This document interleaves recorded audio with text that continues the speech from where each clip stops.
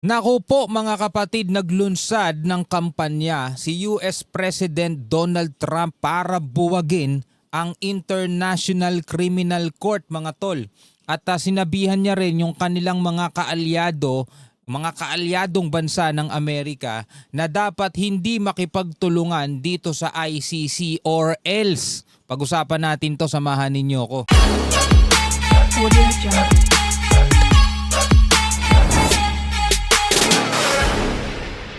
Alright, meron tayong balitang panonoorin mula rito sa News 5. Una sa balita, mga kapatid, no? Una sa lahat ay eto nga si US President Donald Trump ay naglunsad ng kampanya para buwagin itong ICC. Alam nyo naman, mainit ang issue ngayon ng ICC lalo na dito sa Pilipinas dahil tila baga nakikipagtulungan. Bagamat umalis na ang Pilipinas sa ICC, wala na tayong connection sa kanila, pero tila ba nakikipagtulungan ngayon ng ating gobyerno dito sa ICC para isuko sa kanila yung mga wanted. Katulad na lamang ito, halimbawa na isuko na natin dyan, na isuko na ng gobyerno natin si dating Pangulong Duterte. Ngayon, pinaghahanap si Bato ngayon dahil idadali na rin doon at yung iba pang mga pwede pang kasuhan ngayon sa ICC. Pero ngayon, ang kaalyadong bansa ng Pilipinas na Amerika ay may kampanya ngayon para buwagin itong International Criminal Court na yan. Ano kaya ang magiging hakbang ngayon ng ating gobyerno? Makikipagtulungan sa ICC o masisira ang relasyon sa Amerika? Tingnan natin mga kapatid, samahan ninyo ako. US President Donald Trump para buwagin ang International Criminal Court o ICC. Makakaapekto kaya ito sa kaso ni dating Pangulong Rodrigo Duterte? Yan ang mga tanong ngayon, lalo-lalo na ng mga nakaantabay sa mga balita kasi alam naman natin ang Amerika ay malapit na kaalyado ng ating bansa. Meron nga tayong tinatawag na MDT o Mutual Defense Treaty. No, meron tayong sa kanila ironclad, mga ganyan man tol. So maaapektuhan kaya dahil nga sa tila ba pagsuporta natin ngayon sa kampanya din ng ICC dahil kagustuhan din naman nating isuko sa kanila. Hindi tayo syempre iba-iba yung mga pinapaniwalaan natin. Ako nga hindi ako sang-ayon pero malamang yung iba sa inyo sang-ayon. Pero maaapektuhan kaya ang ginagawang hakbang ng ating gobyerno na isuko sa ICC yung kanilang mga pinapasuko. Yan, tulad nila Bato. Nandoon na si dating Pangulong Duterte. Sino pa ba ang hihilingin sa atin ng ICC at ibibigay doon ng gobyerno? Makakaapekto kaya yan sa ating kaugnayan dito sa Amerika? Live mula sa TV5 Media Center, nangungun sa balita si News 5 Palace Correspondent Maricel Alili. Maricel, bakit pinupuntirya ni US President Trump ang ICC? Jiggy, ang tingin kasi ng pamahalaan ng Amerika, tina-target ng International Criminal Court ngayon ang kanilang mga American servicemen at yung ilang opisyal ng United States. Kaya ang gustong mangyari ngayon ng Amerika base doon sa naging pahayag ni US State Secretary Marco Rubio ay kung hindi pahinain yung kanilang kapangyarihan ay tuluyan ng mabuwag itong ICC. Yung mga nakikita nilang hakbang kagaya ng paghika. So meron silang interest na tila ba nahahadlangan nitong ICC at tinatamaan ang Amerika. Kaya gumagawa na sila ngayon ng hakbang para pahinain o tuluyan ng mabuwag dahil ang pakiramdam nila ay tinatarget ng ICC yung kanilang mga servicemen. Siguro dahil alam nyo na, ang Amerika marami na tong kinasangkot ang digmaan, marami na tong kinasangkot ang gere. Di ba nga wanted din sa ICC sila Putin at saka si Netanyahu, mga tol? Kayat doon sa mga miyembro ng ICC na i-withdraw yung kanilang support doon sa mismong wag itong ICC. Yung mga nakikita nilang hakbang kagaya ng paghikayat doon sa mga miyembro ng ICC na i-withdraw yung kanilang support doon sa mismong organisasyon. Meron din silang babala doon sa mga bansa na talagang dependent at nakakatanggap ng assistance mula sa Amerika at pinaplanong i-reject yung kanilang pagsuporta dyan sa ICC. Aba, mukhang kailangan magdalawang isip dahil ang banta rin, babala rin ng Amerika papahigpitan o pabibigatin nila yung sanctions dun sa mga hindi magwi-withdraw ng suporta doon sa ICC at kabilang na nga rin dyan yung pagbawi ng US visa para dun sa mga individuals na dire-diretso pa rin yung pagsuporta dyan sa ICC. Matatandaan natin na tayo naman kasi matagal nang kumalas ang Pilipinas dyan sa Rome Statute under pa ng Administrasyong Duterte, but as we all know ngayon dinidinig pa rin ang kaso ng dating Pangulo sa International Criminal Court. So pakinggan natin yung bahagi ng naging pahayag ni US Secretary of State Marco Rubio. Okay. Stop muna natin, no? So sabi sa balita, nagbigay ng babala mga kapatid si US President Donald Trump na paghihigpitan ng sanction ang mga bansa na patuloy na susuporta dito sa ICC. Bagamat tayo ay nag-withdraw na dyan, matagal na, nung panahon pa nga ni dating Pangulong Duterte, di ba? Kumalas na tayo dyan sa Rome Statute na yan. Pero nakikita naman natin, katulad nga ng nangyari sa mismong dating presidente, isinuko siya ng gobyerno ng Pilipinas doon sa International Criminal Court. Actually, meron tayong karapatan o meron tayong kakayanang tanggihan sila. Diba? Meron tayong kakayanan na hindi sila pansinin kasi ginagawa nga yan ng ibang bansa eh. Mga tol, ginagawa yan ng ibang bansa pero mas pinili ng Pilipinas o mas pinili ng gobyernong to na isuko na lang dun si dating Pangulong Duterte at ganun din ang kinatatakutan ngayon ni Senator Bato kung bakit siya nagtatago ngayon dahil baka dalihin siya ng gobyerno ng Pilipinas doon nga sa International Criminal Court. Kaya ang tanong, dito ba sa babalang ito ng Amerika is magiging apektado kaya ang mga magiging hakbang ng Pilipinas? Sino kaya ang pipiliin ngayon ng ating gobyerno? Manatiling kaalyado ng Amerika? O tayo ay susunod sa ipinag-uutos ng ICC? Pwede kayong magbigay ng komentaryo ha. Pwede kayong magbigay ng inyong sariling sa tingin nyo ano ang dapat gawin ng ating gobyerno. Tuloy natin. The ICC and its friends are waging a war against our country, not with bullets or missiles, but with statutes, and compacts, and the force of so-called international law. This administration will not sit by as the ICC and its allies seek to threaten our people. So hindi daw sila mananahimik habang ang ICC daw at yung mga kaalyado nun ay pinagbabantaan o tinithreat yung kanilang mga mamamayan. Maricel, anong reaksyon ng Malacanang dito sa kampanyang ito ni President Trump?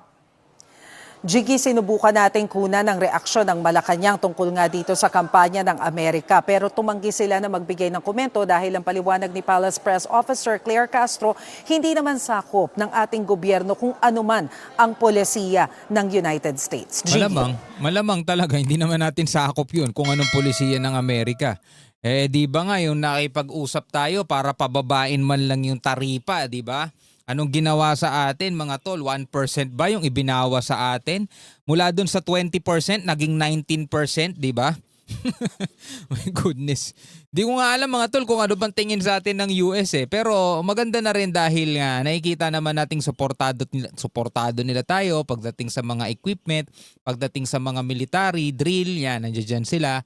Pero eto ngayon, ang mainit na issue na malamang ay pinag-uusapan ngayon, lalong-lalo na mga tol ay ng mga DDS. Syempre alam naman natin na talagang ang sigaw nila ay ibalik si Tatay Digong dito sa Pilipinas mga tol. At dapat hindi tayo dyan sa ICC, hindi tayo nakikipagtulungan dyan. Dapat kung dito nagkasala o dito kinikilalang may kasalanan sa Pilipinas, litisin dapat dito sa bansang Pilipinas. Kaso syempre, ang pagmamatwid naman dyan mga tol ng mga anti-DDS o yung mga kalaban ng DDS, wala nga kakayanan ng gobyerno dito sa Pilas o wala nga kakayanan dito ang judicial system kaya sa ibang lugar na lang lilitisin, sa international court na lang. Hindi naman bansa yung ICC mga tola.